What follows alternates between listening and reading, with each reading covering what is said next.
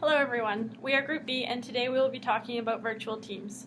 We will start off with the definition of a virtual team. Virtual teams use computer technology to unite physically dispersed members to achieve a common goal. Virtual teams collaborate online using communication links such as wide area networks, corporate social media, video conferencing, and email, whether members are nearby or continents apart. Virtual teams are so pervasive that it's a bit misleading to call them virtual. Nearly all teams today do at least some of their work remotely. Now that a definition has been established, we can discuss what the keys to an effective team are. For virtual teams to be effective, management should ensure that, first, trust is established among members. One ambiguous remark could be misinterpreted in an email, which could severely undermine trust. Second, that the team progress is monitored closely, so the team doesn't lose sight of its goals. And lastly, that the efforts and products of the team are publicized throughout the organization, so the team does not become invisible. And now moving on to the benefits and disadvantages associated with using virtual teams. First, we can discuss the benefits. The two main benefits of utilizing a virtual team, according to the textbook, are the geographical reach and the immediacy of virtual communication. Not being restricted to a singular office space or building, as previously mentioned, allows a virtual team to work in various places all over the world. This establishes a climate of trust. By not having direct supervision, it demonstrates the trust that the company or organization has in each team member. A climate of trust is important, especially in virtual teams, because it is a part of the context component of team effectiveness and helps to combat some of the disadvantages of virtual teams. Being able to communicate instantaneously is a significant benefit for any team. Since virtual teams communicate virtually, you can take your work with you anywhere and therefore can respond at any time if new information presents itself. Second, there are some disadvantages to incorporating virtual teams in your business. Firstly, they may suffer because there is less social rapport and direct interaction among members, which could result in some members feeling isolated. Secondly, virtual teams can have a harder time correctly dispersing information. The textbook mentions evidence of 94 studies involving more than 5,000 groups that found that virtual teams are better at sharing unique information specific to one member, but they tend to share less information overall. Lastly, establishing the best amount of communication is another challenge that virtual teams encounter. There is a trend mentioned in the textbook that states low levels of virtual communication in teams result in higher levels of information sharing, but high levels of virtual communication hinder it. This can also be further understood in terms of face-to-face conversation. Being direct and to the point gets a lot more information across rather than excessive talking where most of the information shared isn't of substance.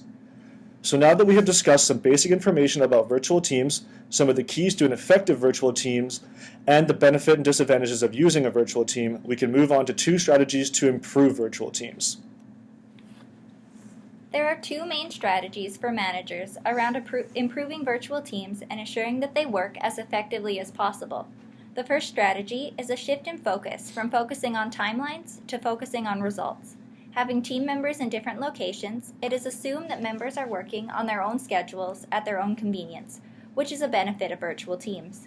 However, this must mean that the focus for managers needs to be on results. This maintains the flexibility virtual teams provide and still ensures that all the work is being done.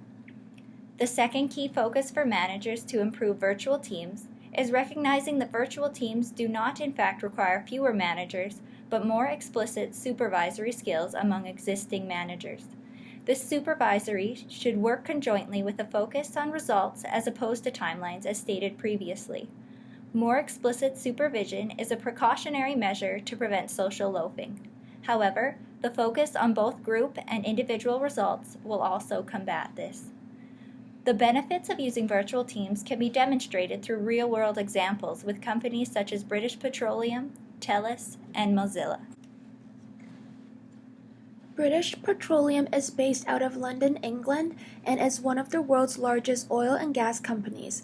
In order to maintain their dominance in the oil and gas industry, BP has adopted unique methods to improve production and attract talented employees. In 1996, they implemented a program called Virtual Teamwork. The goal of this program was to support collaboration around the world and allow people to connect and share knowledge to solve problems using virtual communication techniques. The program posed both benefits and challenges. Some drawbacks were that this mode of communication proved to be ineffective when employees were not properly trained in how to use the technology, and implementing this training could be quite costly. Another point to consider was that face-to-face meetings were still sometimes necessary in order to establish trust among team members. However, BP determined that the benefits of this program outweighed the costs. The use of virtual teams allowed for better productivity, more efficient problem solving, and overall better communication. Thus, the virtual teamwork program has been extremely beneficial for BP and has allowed them to create a global network across 80 different countries and maintain leadership in the oil and gas industry. TELUS is one of Canada's leading telecommunications companies and has employees working all across the country from British Columbia to the East Coast. TELUS has formed a partnership with the company WebEx, a market leader in online meetings that provides effective online space for communication. TELUS realized that face-to-face meetings can be time-consuming and costly, and that emails or other online messages cause confusion. WebEx software provides a solution which allows members of TELUS to interact dynamically across the country in order to share knowledge, problem solve, and collaborate in real time. This program also allows for more flexibility among employees as it permits them to work from home, which improves employee productivity and satisfaction. In fact, after increasing flexibility by allowing 70% of employees to work from home, TELUS noticed employee engagement increased to 81%. Mozilla was first established in 1998 with the purpose of giving Internet users opportunities to influence the design of the World Wide Web. They use virtual teams to monitor the progress of current projects. They also encourage employees and representatives to create profiles where they can share information about themselves in order to develop trust and build relationships. Forums are used among employees to ask questions and discuss current projects and ideas.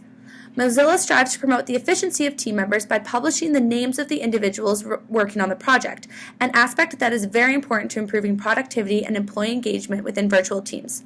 By making the names visible, team members are more accountable for the final product they are producing and thus more likely to perform. And to conclude, the utilization of virtual teams by organizations has proven to be an effective form of managing communication, connecting dispersed team members, and improving efficiency towards achieving organizational goals. However, in order to enable this effectiveness, virtual teams must ensure that they establish a climate of trust, monitor team progress, and hold each member accountable of their work through organizational publication. British Petroleum establishes trust by involving face-to-face group meetings. TELUS fosters accountability through the use of real-time communication technologies that require strong collaboration. Finally, Mozilla monitors team progress by delegating a specific team that sets the deadlines and strategizes how to help teams meet them. While there are some disadvantages related to the quantity and consistency of shared information, they can be counteracted through the use of two main strategies. By taking the focus away from a timeline and putting more emphasis on results, the underlying flexibility of virtual teams can be sustained, and so can their results.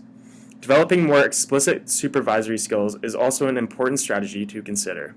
Understanding how this form of work team interacts enables a successful and flexible way to achieve organizational goals.